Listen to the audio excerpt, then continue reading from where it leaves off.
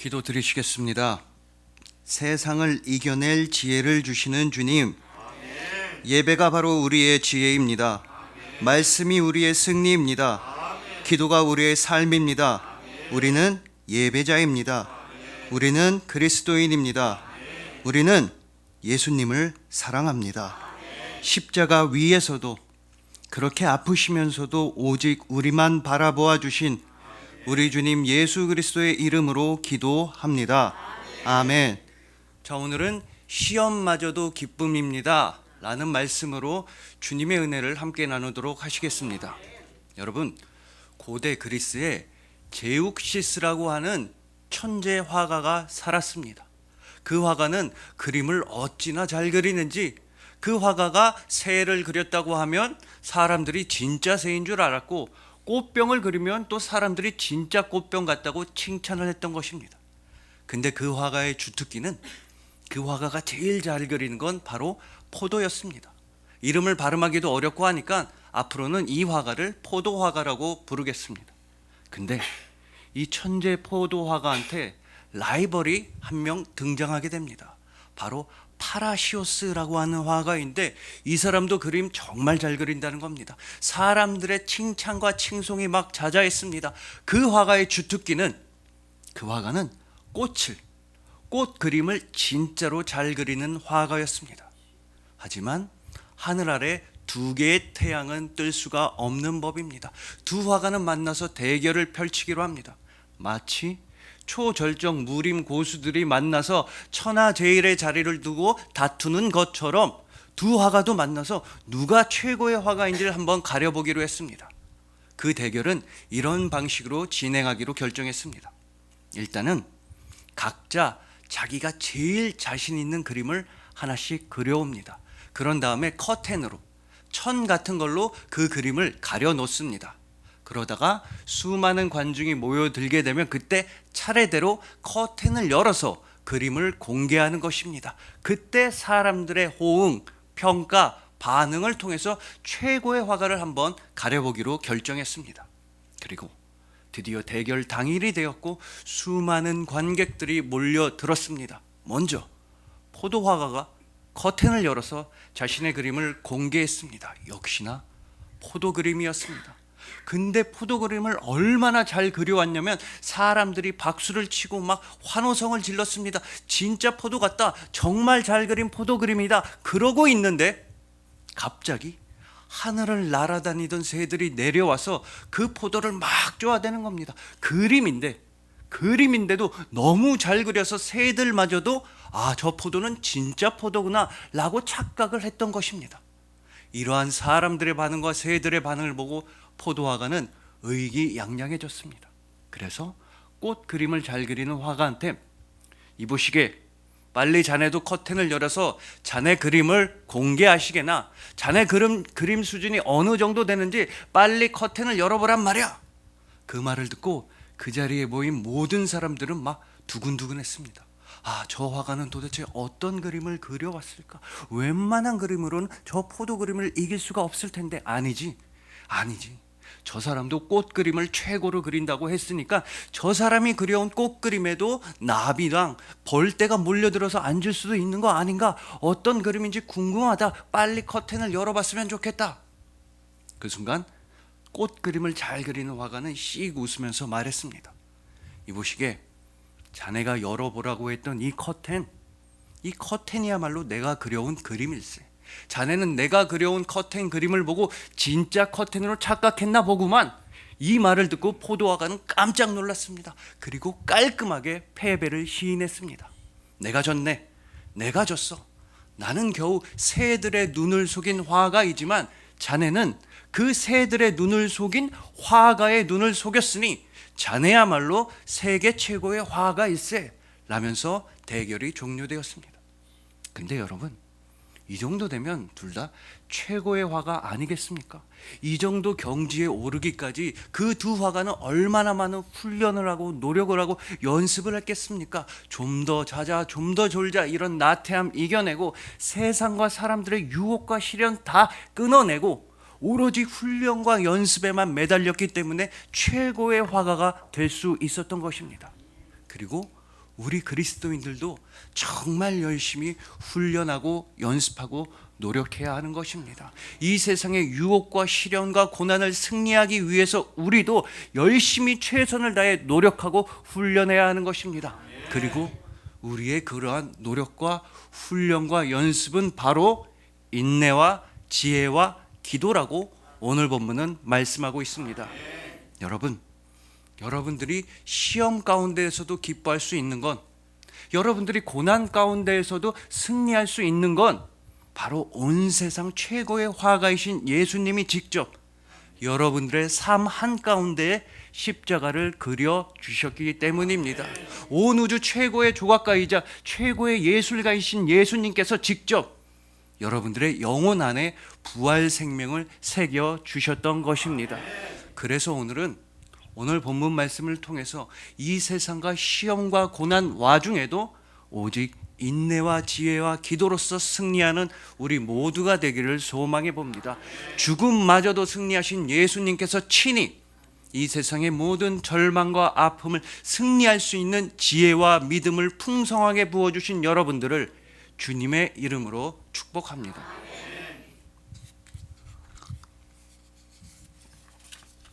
자, 우선 오늘 본문 2절의 상반절을 보시겠습니다. 내 형제들아, 너희가 여러 가지 시험을 당하거든. 자, 이 야고보 사도의 말씀대로 우리는 살다 보면 시험을 당할 때가 있습니다. 오늘 우리가 함께 부른 그 찬송가 369장 죄짐 맡은 우리 구주, 그 찬송가의 가사처럼 시험, 걱정, 모든 괴로움, 근심, 무거운 짐 이런 거 하나도 없는 사람은 아무도 없습니다. 우리는 솔직히 연약하고 부족하며 이 세상은 여전히 악한 문제가 많으며 우리는 어찌됐건 아직까지는 이 땅에 발을 붙이고 살아야 하기 때문입니다. 그러나 너무나 안타깝게도 우리를 찾아오는 이 시험과 고난에 대해서 많은 분들이 그냥 회피하려고만 합니다. 시험과 고난을 통해 얻을 수 있는 의미에 대해 깊이 성찰하고 깊이 기도해야 하는데 그러질 않고 있다는 뜻입니다. 예를 들어 시험이 찾아오면 이 시험을 통해서 주시는 하나님의 뜻, 나를 향하신 하나님의 뜻이 무엇일지 간절히 열심히 기도해야 합니다. 또 고난이 우리를 찾아온다 할지라도 이 고난을 넘어서고 이겨내고 승리할 수 있도록 우리를 직접 인도하여 주시는 주님의 밝고 아름다운 길을 우리는 기다리고 기대하고 기도해야 하는 것입니다.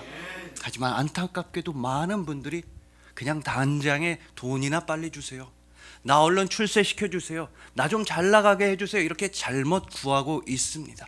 자, 이런 맥락에서 피터슨 목사님은 예수님께서 우리에게 주시는 그 팔복을 많은 분들이 팔불행이다 라고 오해한다고 말씀하십니다. 여러분, 예수님의 산상수훈 팔복은 우리가 받을 수 있는 최고의 복이자 모든 복입니다.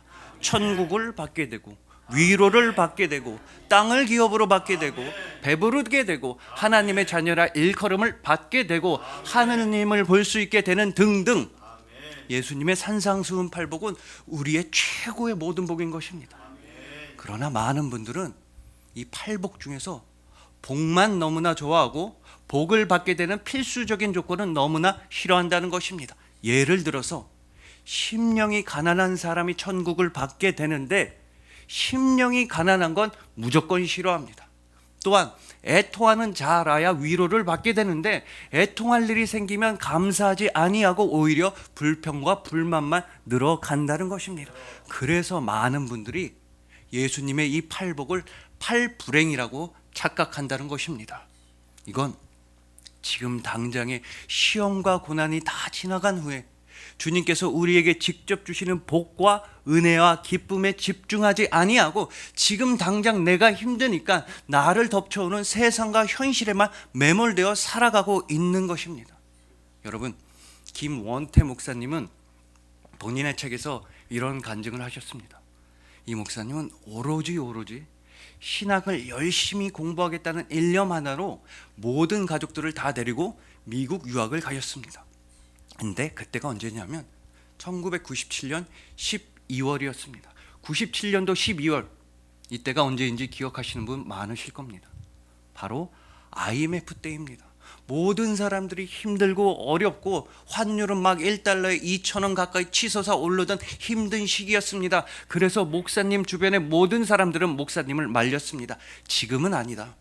지금 당장 신학을 공부하려고 미국으로 떠나는 건 무모한 일이다. 일단 기다려보자. 1년이고 2년이고 상황이 좋아지면 그때 유학을 가도 늦지 않다. 이렇게 말렸습니다. 하지만 목사님은 주님께서 주시는 마음을 따라서 담대하고도 굳건하게 가족들을 데리고 미국으로 떠나셨습니다. 이때 목사님은 우리나라 돈으로 약 2천만 원만 들고 미국으로 가셨습니다. 일단 미국 땅에 도착해서 미국 생활에 있어서 꼭 필요한 자동차, 중고차를 하나 사셨습니다. 그랬더니 1,000만 원이 날아가 버렸습니다. 그리고 또 3달, 4달 지나다 보니까 생활비로 나머지 1,000만 원도 다 사라졌습니다. 즉 잔고가 0원, 빵원이 된 것입니다. 그 정도로 가난해지니까 목사님은 배고프다, 뭐 먹고 싶다 이런 생각은 아예 안 들었습니다. 그 정도로 가난하니까 오히려 가족들 걱정에 무섭고 공포스러웠다고 하십니다. 그렇게 가난하고 힘든데 또 미국 신학교에 가면, 이건 목사님 본인 표현입니다, 미국에 있는 학교에 갔더니 바보 멍텅구리가 된 것 같은 기분이었습니다. 나름대로는 평생 동안 한국에서 영어를 공부해 왔는데 막상 미국의 신학교를 가니까 영어가 한마디도 귀에 들려오질 않는 겁니다. 교수님이 수업을 해도 무슨 내용인지 전혀 몰랐습니다. 어느 정도였냐면 오늘 교수님이 숙제를 내주셨다는 건지 안 내주셨다는 건지 그것도 못 알아들을 정도였습니다. 그러다가 또 집에 오면 너무나 가난한 겁니다. 당시에 미국에서 이발을 하려면 우리나라 돈으로 약 4만 원이었다고 합니다. 근데 그렇게 비싼 돈을 주고 어떻게 머리를 깎을 형편이 아니지 않습니까? 그래서 배운 적도 없는데 기술도 없는데 사모님께서 그냥 집에서 가위로 머리를 잘라주셨다고 합니다. 그렇게 힘들고 어려운 와중에 볼티모어에 있는 한 한인교회에서 주일 저녁 예배 설교 좀 해주십사라는 요청이 들어왔습니다. 그래서 목사님은 집에서부터 볼티모어까지 차를 몰고 한 4시간을 운전하셨습니다. 근데 예상하셨다시피 길도 잘 모르고 생소한 미국 땅이고 차도 아직 익숙하지 않고 표지판도 다 영어고 하니까 시간이 점점 지체되는 겁니다. 이러다가는 예배 시간에 못 맞추고 지각을 할 것 같았습니다. 그래서 조급한 마음에 앞에서 느릿느릿하게 가는 자동차 한 3대 정도를 추월했습니다. 그 순간에 바로 삐뽀 삐뽀 삐뽀 뒤에서 경찰차가 붙잡는 겁니다. 그러더니 미국 경찰이 목사님 보고 영어로 막 뭐라고 하는 겁니다. 영어로 빨리 뭐라고 하니까 무슨 말인지 못 알아들었는데 딱 한 가지만 알아들었다고 합니다. 넌 범죄자, 너 체포됐고 너 감옥 가야 한다. 아니, 범죄자가 되고 체포됐다고 하는 말을 들으니까 가슴이 무너져 내리는 것 같았습니다. 주님의 일을 열심히 하려고 신학을 최선을 다해 공부하려고 미국에 건너왔는데 막상 학교에 가면 영어를 하나도 모르는 바보 멍텅구리, 또 집에 오면 돈 한 푼 없는 가난뱅이, 또 사회에 나와봤더니 범죄자로 체포가 되어서 감옥에 가야 된다고 하니 너무나 답답하고 억울하셨던 것입니다. 그런 힘든 나날이 계속되니까 목사님은 창밖을 보면서 내 신세는 저렇게 길가에 굴러다니는 돌멩이랑 다를 바가 없구나, 나 참 처량하구나, 그런 생각까지 들었습니다. 그렇게 깊은 우울과 슬픔 가운데 창세기를 묵상하는데 하나님의 음성이 들려왔습니다. 걱정하지 말아라. 내가 너와 함께한다. 내가 사랑했던 사람들, 내가 사용했던 모든 사람들은 다 광야길로 나아간 적이 있었다. 내가 너를 사랑하고 내가 너와 함께하니 아무것도 슬퍼하지 말고 두려워하지 말아라. 아멘. 그 음성이 들려오니까 목사님은 그 자리에서 주저앉아 펑펑 우셨습니다. 비록 지금 내 현실은 앞이 보이지 않는 어둠이라 할지라도, 비록 나를 둘러싸고 있는 상황은 최악의 절망이라 할지라도 하나님의 그 음성, 내가 너를 사랑한다, 내가 너와 함께한다는 하나님의 그 말씀은 모든 절망과 어둠과 현실을 다 몰아내는 완전하게 밝은 빛이었던 것입니다. 아멘. 여러분, 이 목사님처럼 우리한테도 슬픔과 아픔과 시련이 찾아올 수 있습니다. 그러나 주님께서 여러분과 함께 하십니다. 반드시 기억하십시오. 여러분들을 괴롭히고 여러분들을 힘들게 하는 그 문제들, 슬픔, 아픔, 절망, 고난들, 이런 것들이 여러분들이랑 함께 하는 건 아주 잠깐일 뿐입니다. 하지만 주님께서는 영원전부터 여러분과 함께 하시고 주님께서는 영원 끝까지 여러분과 함께 하신 것입니다. 이것이 바로 예수 그리스도의 사랑입니다. 그렇기 때문에 우리가 오늘 본문 2절 전체를 다 읽게 된다면 이런 깨달음을 얻게 됩니다. 내 형제들아, 너희가 여러 가지 시험을 당하거든 온전히 기쁘게 여기라. 여러분, 야고보 사도는 우리가 시험을 당하거든 기쁘게 여기라고 말씀합니다. 그것도 온전히 기쁘게 여기라고 말씀합니다. 물론 이 말씀은 받아들이기 어려운 말씀이기도 하며 실천하기는 더더욱 힘든 말씀일 수도 있습니다. 그러나 그럼에도 불구하고 우리가 시험 가운데에서도 기뻐할 수 있는 그 이유, 환난 가운데서도 우리가 인내할 수 있는 그 이유, 절망 가운데서도 우리가 소망을 품을 수 있는 그 이유는 오직 우리 주님 예수 그리스도이십니다. 우리가 시험 가운데서도 기뻐할 수 있는 가장 결정적인 이유에 대해서 히브리서 2장 18절은 이렇게 증언하고 있습니다. 그가 시험을 받아 고난을 당하셨은즉 시험 받는 자들을 능히 도우실 수 있느니라. 여러분 보십시오. 예수님도 시험을 받으시고 고난을 당하셨습니다. 근데 예수님께서 받으셨던 그 시험과 고난은 십자가였습니다. 예수님은 이처럼 십자가라고 하는 최악의 시험 가운데서도 승리하셨으며 십자가라고 하는 끔찍한 절망 가운데서도 인내하셨던 것입니다. 오직 우리를 위하여서, 우리를 능히 도우시기 위하여서, 우리를 능히 살리시기 위하여서 예수님은 참으시고 또 참으셨던 것입니다. 그 예수님께서 여러분들을 강력하게 지켜주십니다. 여러분들에게 덮쳐오는 시험과 고난 가운데에서도, 그 절망 가운데에서도 예수님만큼은 여러분과 함께 하시고 여러분을 도와주시고 여러분을 사랑하시는 것입니다. 그렇기에 우리는 시험 가운데에서도 기뻐할 수 있습니다. 시험을 통해 우리는 예수님의 십자가만 바라보게 되며 고난을 통해서 우리는 예수님의 십자가를 체험하게 되며 시험과 고난을 통해서 우리는 오직 믿음으로 충만하여져서 예수 그리스도와 함께 십자가를 지고 나아가게 되는 것입니다. 그러니 부디 여러분들한테 시험과 고난이 찾아올 때에는 여러분들을 위해서, 또한 여러분들보다 앞서서 모든 시험과 고난을 다 당하시고 물론 영원토록 승리하신 예수님만 의지하시길 소망합니다. 이 세상과 현실과 문제가 아니라 오직 예수님만 바라보시길 소망하는 것입니다. 예수님께서 친히 십자가를 통해 모든 승리를 다 주시고 예수님께서 친히 부활을 통해 모든 영광을 다 주신 여러분들을 주님의 이름으로 축복합니다.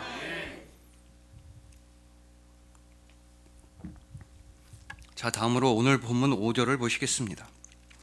너희 중에 누구든지 지혜가 부족하거든 모든 사람에게 후히 주시고 꾸짖지 아니하시는 하나님께 구하라. 그리하면 주시리라. 자, 우리한테 지혜가 부족하면 하나님께 구하라, 하나님께 기도하라는 말씀입니다. 그러면 하나님 아버지는 꾸짖지도 아니하시고 후히 넘치도록 지혜를 주신다는 말씀입니다. 참으로 감사한 말씀입니다.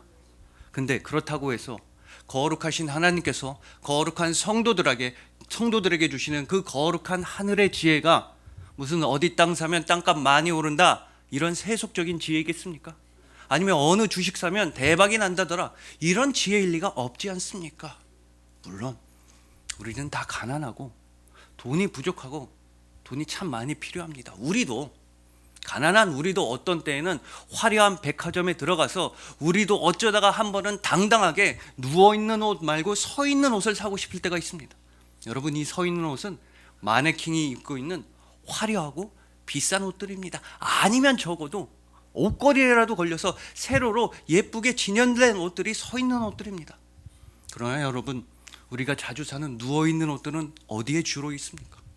뭐 골라 잡아 골라 3장에 10,000원 이런 옷들은 누워 있습니다. 아니면 사장님이 미쳤어요. 사장님이 왜 미쳤지? 창고 폐업, 공장 부도, 창고 대방출 이런 옷들은 수북하게 누워 있습니다. 우리는 그렇게 누워 있는 옷들 중에서 그나마 마음에 드는 옷을 사게 되는 것입니다.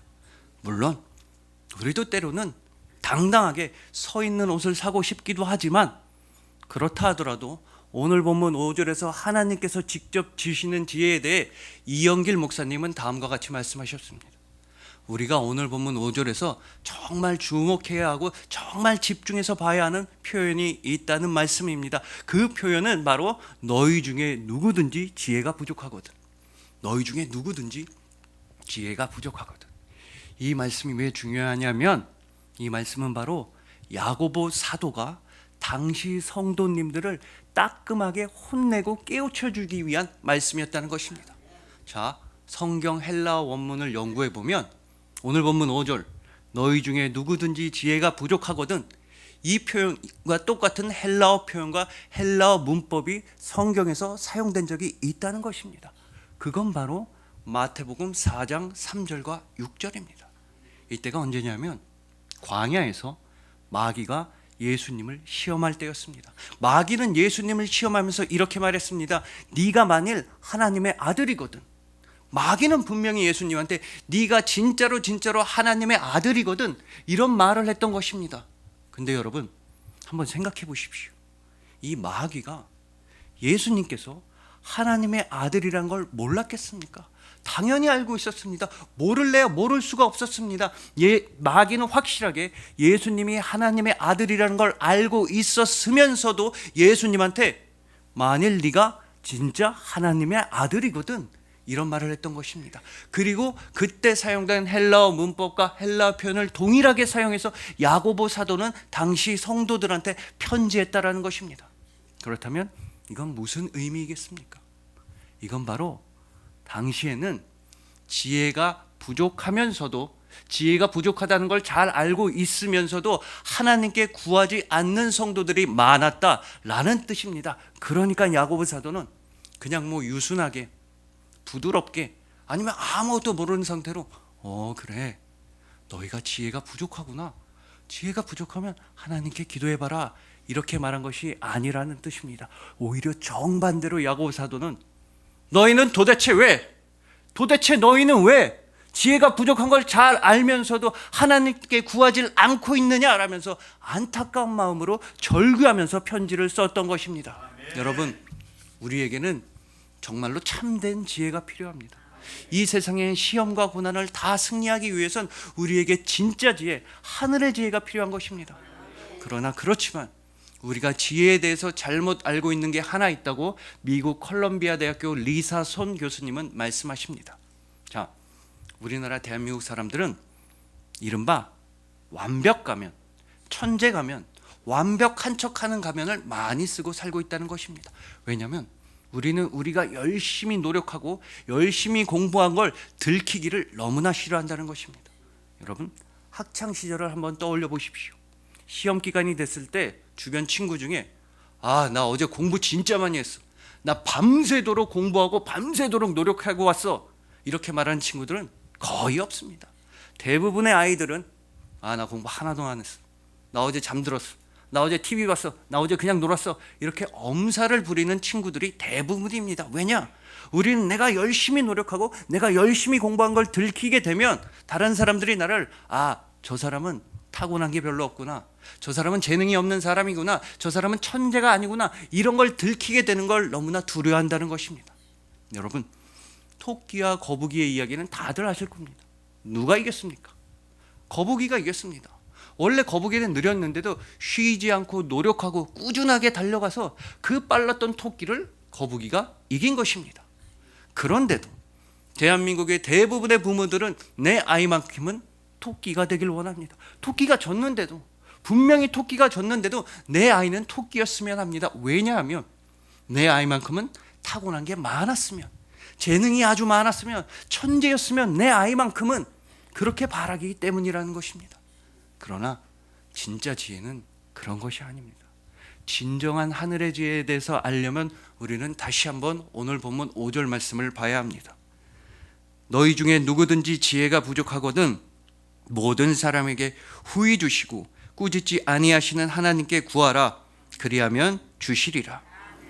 이 말씀은 결국에는 지혜가 부족하면 하나님께 구해라 하나님께 간구하고 하나님께 기도하라는 말씀입니다. 하나님께 구하면 하나님 아버지는 꾸짖지도 아니하시고 후히 되어 누르고 넘치도록 하여 우리에게 지혜를 주신다는 말씀입니다. 더 정확하게는 나는 지혜가 부족하니까, 내 능력은 연약하니까, 나로서는 안 되니까 오직 아버지께만 매달리고 아버지께만 간구하고 아버지만 의지해라. 그게 진짜 지혜다라는 뜻인 것입니다. 우리에게 있어서 하늘의 지혜, 진짜 지혜는 오로지 하나님 아버지를 향한 온전한 신뢰와 의지와 매달림과 간구다. 이게 바로 진짜 지혜라는 것입니다. 그래서 하나님의 지혜가 이 땅에 오셨습니다. 우리는 지혜가 부족하니까, 우리는 슬프고 연약하게 살아갈 수밖에 없었으니까 하나님의 지혜이시자, 하나님의 진리이시자, 하나님의 생명께서 직접 우리를 찾아오셨으니 바로 예수 그리스도입니다. 그래서 우리가 예수님만 바라보고 사랑할 때 우리한테는 지혜가 넘쳐나게 되는 것이며 소망이 넘쳐나게 되는 것이며 세상을 승리하는 믿음으로만 가득하게 되는 것입니다. 그러니 부디 지혜가 부족하거든, 시험과 고난이 찾아오거든 후히 주시는 아버지, 꾸짖지 아니하시는 아버지께만 구하시고 또 구하시길 소망합니다. 그러면 아버지께서 주시고 또 주실 것입니다. 하나님께서 직접 주시는 지혜로 말미암아 이 세상의 시험과 고난을 모두 다 승리하시는 여러분들을 주님의 이름으로 축복합니다.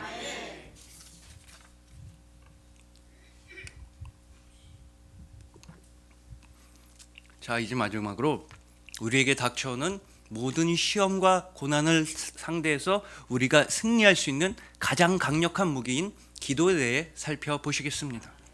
오늘 본문 6절입니다. 오직 믿음으로 구하고 조금도 의심하지 말라. 의심하는 자는 마치 바람에 밀려 요동하는 바다 물결 같으니. 야고보 사도는 분명하게 말씀합니다. 믿음이 적은 자들, 의심하는 자들은 마치 바다에 일렁이는 파도와 같다. 거품과도 같은 것이다. 진짜가 아니다. 가짜 삶이라고 분명히 말씀하는 것입니다. 그리고 우리는 실제로 그랬던 사례를 너무나 잘 알고 있습니다. 바로 베드로였습니다. 베드로도 처음에는 바람도 불고 파도가 치는 그렇게 무서운 바다 한복판에서도 오직 예수님만 바라보고 예수님만 믿음으로써 물 위를 걸어가는 놀라운 믿음을 보여주었습니다. 그러나 이내 곧 바람과 파도가 눈에 들어왔습니다. 즉 세상과 현실이 마음에 들어오게 되니까 그때 베드로는 물속에 빠져들어간 것입니다. 그러나 오늘 본문 6절을 보십시오.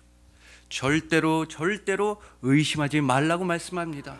조금도 요동하지 말라고 말씀합니다. 오직 믿음으로만 충만해지고 오직 믿음으로만 간구하고 오직 믿음으로만 흔들리지 아니하고 오직 믿음으로만 주님 나라만 바라보라고 말씀하는 것입니다.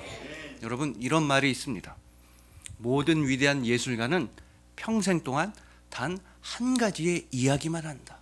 쉽게 말해서 위대한 예술가들 중에는 평생 동안 한 가지 주제, 한 가지 테마만 깊이 파고 들어가는 그런 예술가들이 있다는 것입니다. 여러분, 예를 들어 영화 감독 스티븐 스필버그는 평생 동안 진짜 많은 영화를 만들었습니다. 어떨 때는 상어, 조스가 나오는 영화도 만들었다가 또 어떤 때는 주라기 공룡들이 뛰어다니는 영화도 만들었습니다.